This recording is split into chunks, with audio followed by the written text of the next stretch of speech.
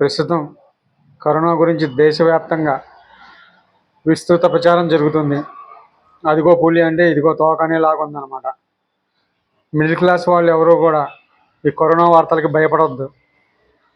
చాలా జాగ్రత్తగా ఉండండి. ఎప్పటికప్పుడు శుభ్రంగా ఉండండి.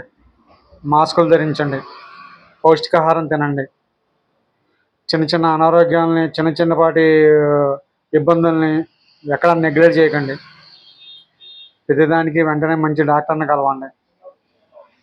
మంచి బలమైన ఆహారం తీసుకుంటూ మంచి ఆలోచిస్తూ ఉండండి.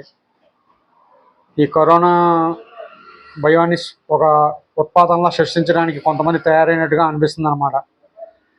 డబ్బులు ఉన్న వాళ్ళైతే పర్లేదు, ఏదొచ్చినా తట్టుకుంటాం, లక్షలు కడతామని అంటారన్నమాట. ఇక బీదవాళ్ళు అయితే పోతే పోయిందిలే, ఉంటే ఉందిలే అన్నట్టు అన్నిటికీ తెగించి ముందుకెళ్ళిపోయి ధైర్యంగా ఉంటారన్నమాట.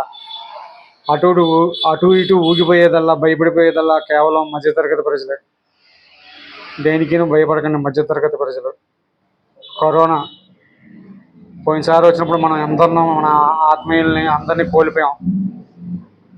ఈసారి భయపడొద్దు. మీరు ఇతరుల్లో భయం ఉంటే కనుక దానికి మీరు స్వాంతన చేకూర్చడానికి చల్లని మాటలు మాట్లాడండి వాళ్ళతో.